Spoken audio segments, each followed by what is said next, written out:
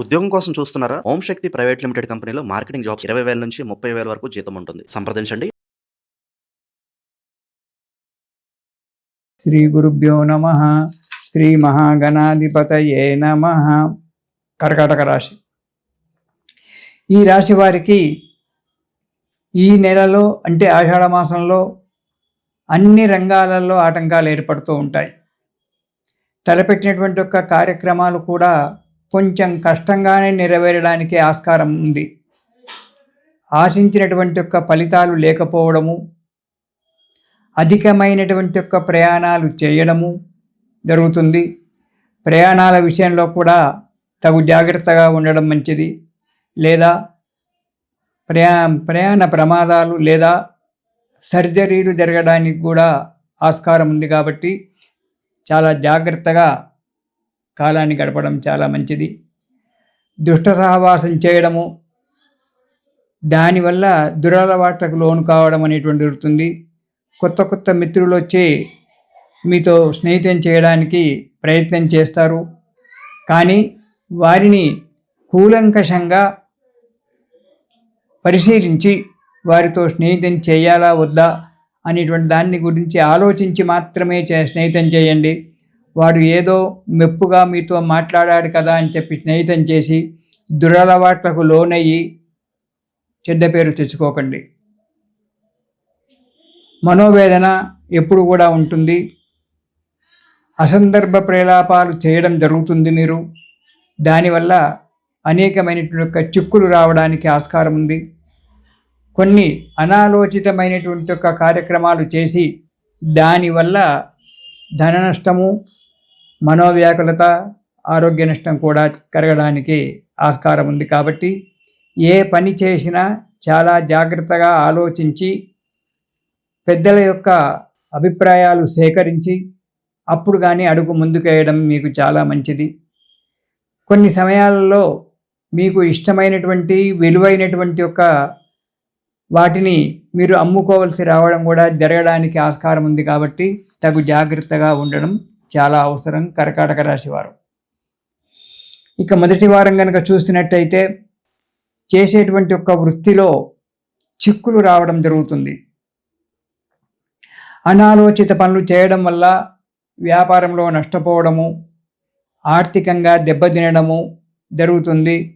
ప్రతిదానికి మీరు విసుక్కోవడము, కోపానికి రావడము, ఎదుటి వ్యక్తులతో కఠినంగా మాట్లాడడము ఇలాంటివి చేయడం జరుగుతుంది. కాబట్టి జాగ్రత్త. దానివల్ల బుద్ధి చాంచల్యం ఏర్పడుతుంది.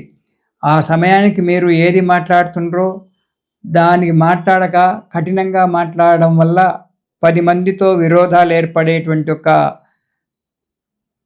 సమయం ఉంది. శత్రుత్వం ఏర్పడేటువంటి ఒక సమయం కూడా ఉంది. కాబట్టి జాగ్రత్తగా ఉండడం చాలా మంచిది.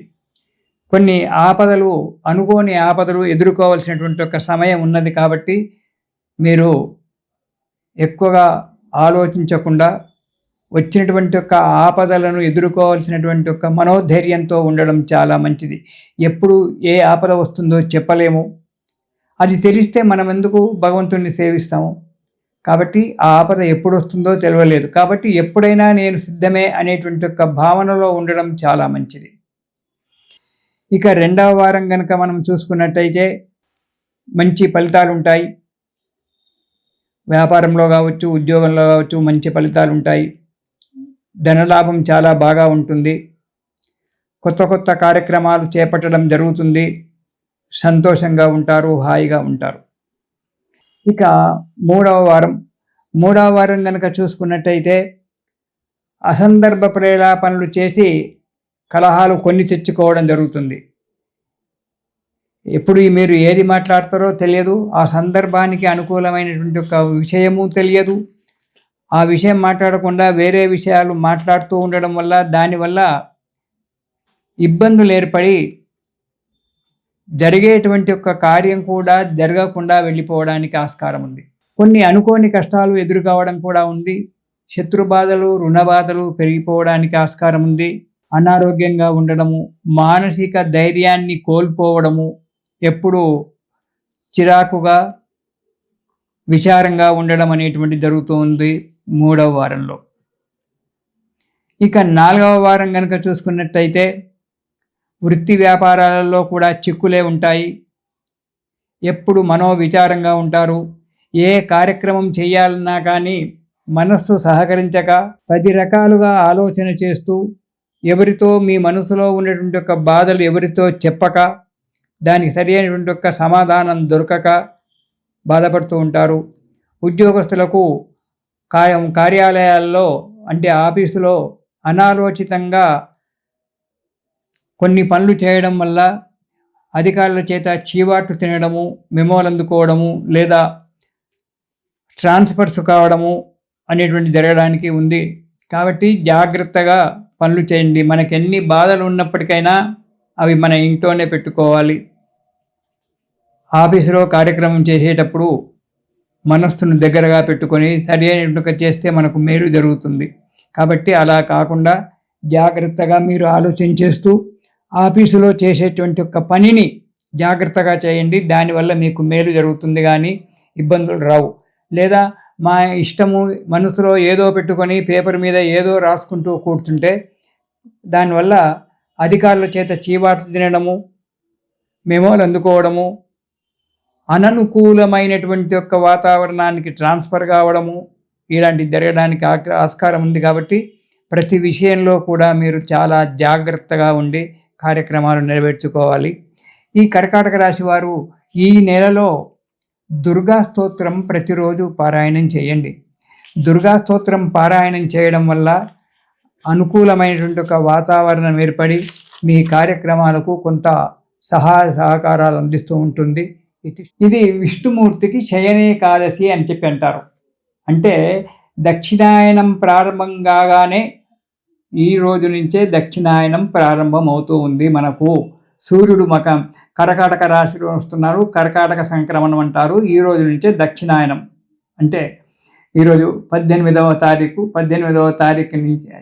నుంచి మనకు ఈ రోజు నుంచే దక్షిణాయనం ప్రారంభమవుతుంది.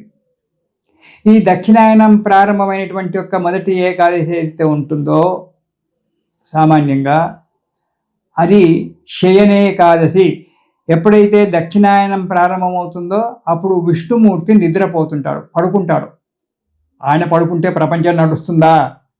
అదేం కాదు. యోగ నిద్రలో ఉంటాడు. ఆ యోగ నిద్ర 4 గంటలు పడుకుంటాడు మహానుభావుడు. కార్తీక శుద్ధ ఏకాదశికి ఉత్తానేకాదశి అని పేరు. ఆ రోజు మేల్కొంటాడు. మార్గశిర మాసంలో వచ్చబడేటువంటి ఒక వైకుంఠ ఏకాదశి నాడు మనకు ఉత్తర ద్వారం నుంచి స్వామివారు దర్శనమిస్తారు. లేవగానే ఎంబడి దర్శనమివ్వడు స్వామివారు కార్తీక మాసంలో. ఆ ఉత్తానేకాదశి పక్క మించి లేస్తాడు. లేచి శుభ్రం కావాలి, ఫ్రెష్ అయిపోయి అప్పుడు వచ్చి మనకు మార్గశిర శుద్ధ ఏకాదశి లేకుంటే అప్పుడో ఆ వైకుంఠ ఏకాదశి ఎప్పుడు వస్తుందో ఆ వైకుంఠ ఏకాదశి నాడు స్వామివారు మనకు ఉత్తర ద్వారం గుండా దర్శనమిస్తాడు. ఈ చాతుర్మాస్యాలు ప్రారంభమైనప్పటి నుంచి ఈ తొలి ఏకాదశి నాటి నుంచి విష్ణు పూజ చేసుకోవడం చాలా మంచిది. దేవతలంతా కూడా నిద్రపోతూ ఉంటారు.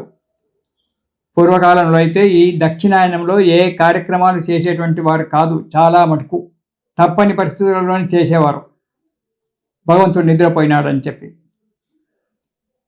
అయితే ఈ దక్షిణాయనంలో మనము రేపు తొలి ఏకాదశి నుంచి విష్ణుమూర్తి యొక్క ఆరాధన చేసుకోవడం చాలా మంచిది.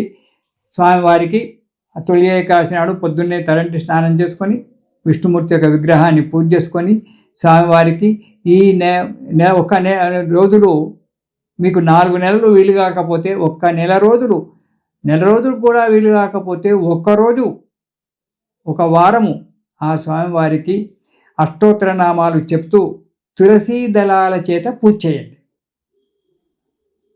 ఎప్పుడైతే మనం స్వామివారు సేవించినారో తులసీ దళాల చేత గనక మనం స్వామివారికి విష్ణుమూర్తికి గనక మనం సేవ చేసుకున్నట్టయితే కార్యక్రమాలన్నీ కూడా మనకు నెరవేరుతాయి. ఇది మనము ఆషాఢ శుద్ధ ఏకాదశి నుంచి మనకు చాతుర్మాస్యాలు ప్రారంభమవుతాయి. ఆ తర్వాత పౌర్ణిమ రోజు గురు పౌర్ణిమ అనేటువంటిది వస్తుంది. ఆ రోజు వ్యాస భగవానుడు పుట్టినరోజని కొందరంటారు, భారతం రాసిన రోజని కొందరంటారు. ఏది ఏమైనా ఆ రోజు స్వామివారికి ఆ వ్యాసమూర్తికి మనము పూజ చేసుకోవాలి. అన్నిటికంటే ముఖ్యమైనటువంటిది మన తెలంగాణలో పండుగ ఆషాఢ మాసంలో అందరికీ తెలుసు, బోనాల పండుగ. అంటే అమ్మవారు ఈ ఆషాఢ మాసంలో భూమి మీద తిరుగుతూ ఉంటుందట. ఆషాఢస్య ప్రథమ దివసే అని చెప్తుంటారు. భూమి మీద తిరుగుతూ ఉంటుంది కాబట్టి ఈమెకు ఈ ఆషాఢ మాసంలో భూమి అంతా కూడా పులకరించి ఉంటుంది. కాబట్టి ఆషాఢ మాసంలో అమ్మవారికి బోనము అంటే నైవేద్యం పెట్టడం అనేటువంటిది జరగాలి. ఆమె సంతోషపడుతుంది, భూమి మీదకి వచ్చింది కాబట్టి అమ్మవారు ఆమెకు ఈ ఆదివారము, గురువారము, ప్రతివారము ఎవరెవరి యొక్క సాంప్రదాయాలను బట్టి ఆ రోజు అమ్మవారికి పాయసాన్నము నైవేద్యం పెట్టి ఆమెను తృప్తిపరిచినట్టయితే సంవత్సరం అంతా కూడా మనం సుఖంగా ఉంటామని చెప్పి మన తెలంగాణలో ఉన్నటువంటి ఒక ముఖ్యమైనటువంటి ఒక ఆచారము. చాలా పెద్ద పండుగ ఇది, అమ్మవారి యొక్క పండుగ మన తెలంగాణ రాష్ట్రంలో. కాబట్టి అమ్మవారికి ఈ ఆషాఢ మాసంలో బోనం చేసి సంతోషంగా హాయిగా అమ్మవారి యొక్క కృప వల్ల సుఖంగా ఉందాము. తర్వాత తొలి ఏకాదశి, ఆ తర్వాత గురు పౌర్ణిమ, ఇలాంటి కార్యక్రమాలన్నీ కూడా చేసుకొని ఈ పండుగ నిలబెట్టుకుందాము. తిరిగి వచ్చే పండుగలు శ్రావణ మాసం నుంచి మనకు చాలా పెద్ద పండుగలు ప్రారంభమవుతుంటాయి. అప్పుడు కలుసుకుందాము. ఇది శుభం.